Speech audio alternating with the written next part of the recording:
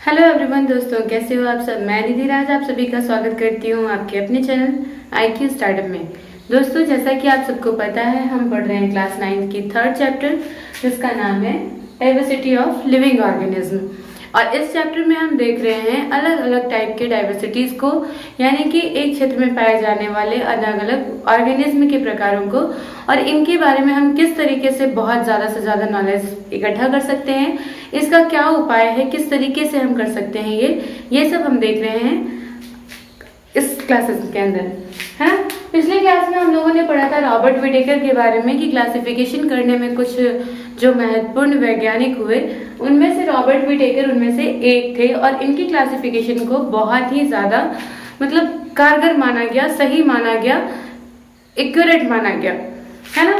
तो Robert Whittaker साहब ने 5 किंगडम दिया था, जिसमें phylum, class, order, family, genus और स्पीसीज को इन्होंने अलग अलग छोटा रूप दिया था। मैंने इसको पिछले क्लास के अंदर काफी अच्छे से समझा रखा है। तो अगर आपने ये वीडियो नहीं देखी है, जिसमें मैंने रॉबर्ट विटेकर के क्लासिफिकेशन के बारे में बताया है, तो वो वीडियो आपको लिंक भी प्रोवाइड हो जाएगी लास्ट में। और अगर वहां ना भी मिले तो आप सीधे जाके प्लेलिस्ट में चेक कर सकते हैं, वहां से आपको ये वीडियो जरूर मिल जाएगी। तो इसके अंदर हम लोग ये पढ़ रहे थे कि रॉबर्ट विटेकर ने किस तरीके से इनको अलग अलग क्लासिफिकेशन किया, क्या क्या बंटवारा किया, किस तरीके से बांटा, इस प्रोसेस को हम समझने का प्रयास कर रहे थे। वीडियो में स्टार्ट करने से पहले मेरी आप सभी से रिक्वेस्ट है कि यदि आप हमारे चैनल पे नए हैं तो चैनल को सब्सक्राइब कर लें तथा साथ ही बेल आइकन को भी दबा लें, ताकि आपको हर वीडियो की नोटिफिकेशन लगातार मिलती रहे। और साथ ही आप हमें फेसबुक पेज, इंस्टाग्राम और टेलीग्राम चैनल पे भी फॉलो कर सकते हैं। तो दोस्तों, जैसा कि मैंने अभी बताया है कि रॉबर्ट विटेकर साहब ने 5 किंगडम को बांटा था, यानी कि किंगडम को पूरी दुनिया के जितने भी ऑर्गेनिज्म थे उनको वो 5 समूहों में बांटे थे, और वो 5 समूह क्या कहलाए, अलग अलग किंगडम कहलाए। ये किंगडम कौन कौन से थे? तो पहला किंगडम जो था वो था मोनेरा। मोनेरा नाम दिया उन्होंने एक ऐसे किंगडम को, किसको दिया वो भी हम लोग देखेंगे, लेकिन आगे देखेंगे।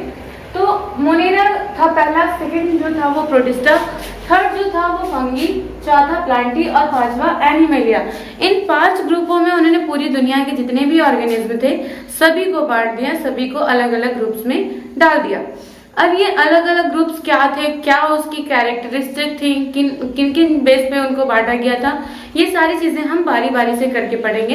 पहले मोनेरा देखेंगे, फिर प्रोटिस्टा देखेंगे, फिर फंगी देखेंगे, प्लांटी देखेंगे, एनिमलिया देखेंगे। इस तरीके से हम अलग अलग करके पढ़ेंगे।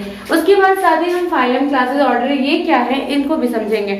तो चलिए समझते हैं पहले इनको कि 5 किंगडम क्या कहते हैं। देखिए, अगर 5 किंगडम के अंदर अगर मान लीजिए कि मैंने देखा किसी भी एक किंगडम के अंदर, जैसे जो सबसे पहला मोनेरा जो किंगडम है, मोनेरा किंगडम में केवल एक ही चीज नहीं है, काफी सारी चीजें हैं। लाइक देखिए यहाँ पे मैंने जो उदाहरण दिए, bacteria, blue green algae, cyanobacteria, mycoplasma, ये सारी चीजें किसके अंदर आती हैं? ये आते हैं मोनेरा के अंदर। अब मोनेरा के अंदर बैक्टीरिया भी आ जाता है, एल्गीज भी आ जाता है। तो क्या दोनों के स्ट्रक्चर और फंक्शन सेम होंगे? नहीं। तो इनके स्ट्रक्चर फंक्शन एक दूसरे से अलग होंगे। तो इनको हम ब्लू ग्रीन एल्गीज में भी कोई पार्टिकुलर एल्गीज को कैसे समझेंगे? तो उसके लिए ये जो आपकी क्लासिफिकेशन का जो ये रूल देख रहे हैं आप, ये यहाँ से करेंगे। जैसे मान लीजिए कि किंगडम के अंदर मोनेरा आया, मोनेरा के अंदर फाइलम क्या होगा, तो फिर उसका फाइलम का बंटवारा होगा। फिर उस फाइलम के अंदर क्लास कौन सा आएगा, इसका बंटवारा होगा। फिर उसके बाद ऑर्डर क्या होगा, फिर फैमिली क्या होगा, जीनस क्या होगा, और तब जाके लास्टली हम पहुंचेंगे स्पेसीज की ओर। लास्टली स्पेसीज क्यों? क्योंकि स्पेसीज जो होते हैं ये पार्टिकुलर है। पार्टिकुलर बोले तो पार्टिकुलर का मतलब हो गया कि किसी स्पेशल जीव की बात कर रहे हैं, हम किसी खास जीव की बात कर रहे हैं, है ना। जैसे अगर हम बात करें आम के अंदर ही, जैसे आम मैंगिफेरा इंडिका नाम है उसका, है ना, उसका वो जीनस स्पेसीज दोनों का नाम लेके लिया जाता है, तो मैंगिफेरा इंडिका हो गया। अब उसके अंदर भी जैसे हमने कह दिया कि नहीं, हमको आम सारी आम से मतलब नहीं है, हमको केवल और केवल जो दुधिया मालदा है वो आम चाहिए। तो दुधिया मालदा आम तो वो भी है, और एक जो बहुत तरह के आम की भी वैरायटी आती है, तो उस वैरायटी में से हमने किसी एक को चुना, तो वो जो खास चीज हुआ उसको हम कहेंगे स्पेसीज। ठीक है। और स्पीसीज और जीनस, ये दोनों के जो कैरेक्टर होंगे ये काफी मिलते जुलते होंगे। जीनस और स्पीसीज की मिलती जुलती कैरेक्टर आपको फैमिलीज के अंदर देखने को मिलेगी, और इन तीनों का कैरेक्टर आपको ऑर्डर के अंदर मिलेगा। इन चारों का ऑर्डर जो है वो आपको क्लासेस के अंदर मिलेगा। और इस तरीके से किंगडम एक बहुत बड़ा समूह है जहां से चीजों को क्लासिफाई करके अलग अलग पढ़ा जाता है। ठीक है, आई होप कि आपको ये क्या किस तरीके से ये क्यों बनाया गया ये समझ में आया होगा कि एक बहुत बड़े व्यवस्था को छोटे छोटे टुकड़ों में क्यों बांटा गया। जैसे अगर मान लीजिए कि एक साथ इंडिया, पूरे इंडिया का अगर मान लीजिए कि संचालन अगर सीधे मोदी जी करते तो क्या होता, उनके ऊपर प्रेशर बढ़ जाता ना, है ना। लेकिन उन्होंने क्या किया कि पूरे देश को उन्होंने क्या किया, छोटे छोटे राज्यों में बांट दिया। राज्य में बांट के वहां एक मुख्यमंत्री बैठा दिए, तो वो मुख्यमंत्री उसको आराम से चला सकते हैं। अब मुख्यमंत्री के लिए भी एक पूरा राज्य जो था वो बड़ा पड़ रहा था, तो उन्होंने क्या किया कि उसको एक डिवीजन बना दिया, है ना, एक जिला बना दिया। अब जब डिवाइड करके उसको जिला बना दिए तो जिला के अंदर एक डीएम रख दिए, डिस्ट्रिक्ट मजिस्ट्रेट, आप इसको संचालित करो भाई, आपके अंदर ये सारी चीजें हैं। तो इसी तरीके से ताकि व्यवस्था सही तरीके से चल सके, सारी चीजों को हम आसानी से पढ़ सके, आसानी से जान सके, इसी के लिए ये पूरा क्लास ऑर्डर फैमिली जो भी दिख रहा है आपको, ये सारी चीजें अलग अलग बांटी गई। अब बात आई कि ये 5 भाग कौन कौन से थे किंगडम के अंदर। तो किंगडम 5 भागों में जो बांटा गया वो कौन कौन सा था, Monera, Protista, Fungi, Plantae and Animalia. अब देखिए मोनेरा की बात करें अगर, सबसे पहले हम मोनेरा की ओर चलेंगे। तो सबसे पहले हमने मोनेरा का यहाँ पे कुछ क्लास ये कैरेक्टरिस्टिक लिया है कि क्या कुछ जो उसके अंदर कैरेक्टर्स थे जिसके आधार पे उसको मोनेरा कहा गया। तो देखिए मोनेरा जो होते हैं सबसे पहले तो ये प्रोकैरियोट्स होंगे, और जब प्रोकैरियोट्स होंगे तो आपको मैंने पहले भी पढ़ा रखा है, जब सेल की चैप्टर में पढ़ा रही थी तो वहां प्रोकैरियोटिक और यूकैरियोटिक की बात आई थी, और उसमें मैंने आपको बताया था कि प्रोकैरियोटिक जीव किसको कहते हैं, वो जिनका जो न्यूक्लियस होता है वो अच्छे तरीके से वेल डिफाइंड नहीं होता है, तो उसको हम क्या कहते हैं, प्रोकैरियोटिक जीवों के अंदर रखते हैं, है ना। क्या होगा इसका, इसके अंदर न्यूक्लियस की जगह क्या पाए जाते हैं, न्यूक्लियोइड्स पाए जाएंगे। न्यूक्लियोइड्स पाए जाएंगे, न्यूक्लिक एसिड का एक समूह पाया जाएगा जिसको न्यूक्लियोइड्स कहा जाता है। वो न्यूक्लियस नहीं होता, उसके अंदर न्यूक्लियर मेम्ब्रेन नहीं पाए जाते हैं, ऑर्गेनेलेज भरपूर मात्रा में नहीं होते, जितने सेल के अंदर ऑर्गेनेलेज होने चाहिए उतने नहीं होते, और साथ ही जितने ऑर्गेनेलेज पाए भी जाते हैं उसके अंदर भी क्या होता है कि जो उनका ऑर्गेनेले का जो वॉल है, यानी कि उसके अंदर जो मेम्ब्रेन पाया जा रहा है, ऑर्गेनेले का जो पर्सनल मेम्ब्रेन है वो उनके अंदर क्या होता है, एब्सेंट होता है।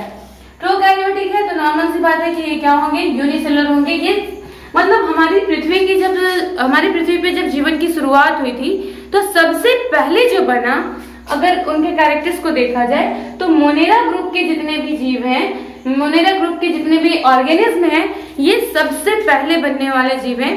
पृथ्वी पर आने वाले सबसे पहले जीव कौन है, मोनेरा है। ठीक है, और इसके अंदर क्या क्या कैरेक्टर है वो देख लें। तो पहला कैरेक्टर कहता है कि they have not a defined nuclear organelle, nucleus और ऑर्गेनेले, यानी कि इनके अंदर ना ही कोई डिफाइंड न्यूक्लियस होता है, जैसे मैंने अभी बताया वो क्या होता है, न्यूक्लिक एसिड का समूह होता है जिसको हम न्यूक्लियोइड्स कहते हैं, ना कि उसको न्यूक्लियस कहेंगे।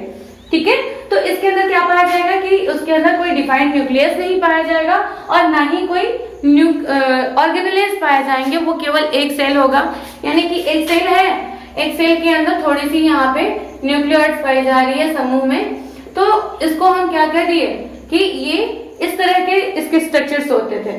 ठीक है, अब दूसरा जो पॉइंट कहता है, ये क्या कहता है कि some of them have cells wall while some do not, यानी कि कुछ के अंदर सेल वॉल पाया भी जा रहा था और कुछ के अंदर सेल वॉल नहीं पाया जा रहा था। सेल वॉल किसका स्ट्रक्चर था, हमें कमेंट बॉक्स में जरूर बताइएगा कि कौन से सेल में सेल वॉल पाया जाता है, प्लांट सेल, एनिमल सेल, जो भी है, आपको अपने से दिमाग लगा के बताना है।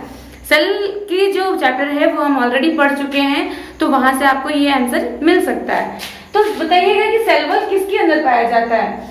तो यहाँ पे देखिए कि कुछ सेल्स के अंदर क्या था कि सेल वॉल प्रेजेंट था, लेकिन कुछ सेल ऐसे भी मिले इसी ग्रुप के अंदर, मोनेरा ग्रुप के अंदर, कि जिसके अंदर क्या था, सेल वॉल अनप्रेजेंट था, उसके अंदर नहीं पाया गया।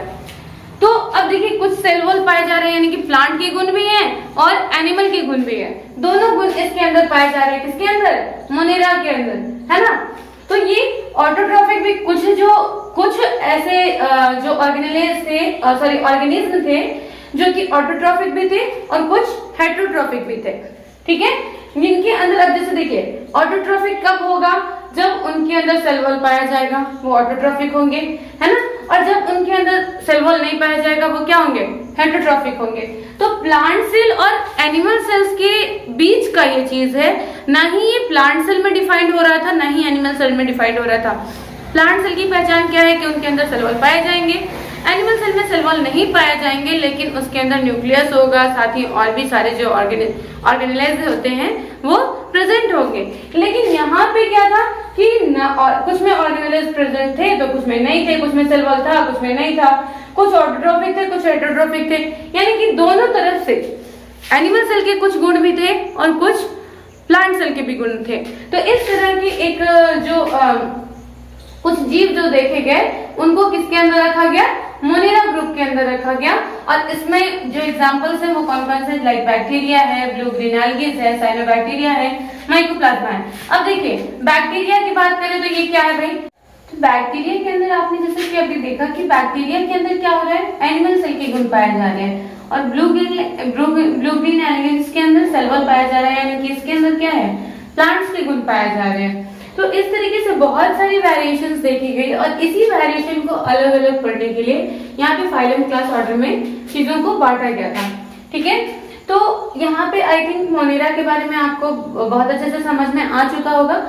तो नेक्स्ट क्लास में हम प्रोटिस्टा, फंगी और प्लांटी को देखेंगे। तो आई होप कि आपको ये सारी चीजें जो भी मैं बता रही हूँ आपको काफी अच्छे से समझ में आ रही होंगी। अगर आपको हमारी वीडियोस अच्छे से समझ में आ रही हैं तो प्लीज वीडियो को लाइक करें, साथ ही अपने दोस्तों के साथ जरूर शेयर करें, क्योंकि जब तक आप शेयर नहीं करेंगे तब तक हमारी वीडियोस बनाने का कोई मकसद नहीं रह जाएगा। तो प्लीज अपने जो वीडियो है उसको अपने दोस्तों के साथ शेयर करें, ताकि ज्यादा से ज्यादा लोगों तक हमारी नॉलेजेबल बातें जो हैं, हमारे जो नॉलेजेबल थिंग्स है वो लोगों तक पहुंच सके। तो मिलते हैं नेक्स्ट वीडियो में कुछ और नई जानकारियों के साथ। तब तक के लिए बाय बाय, टेक केयर।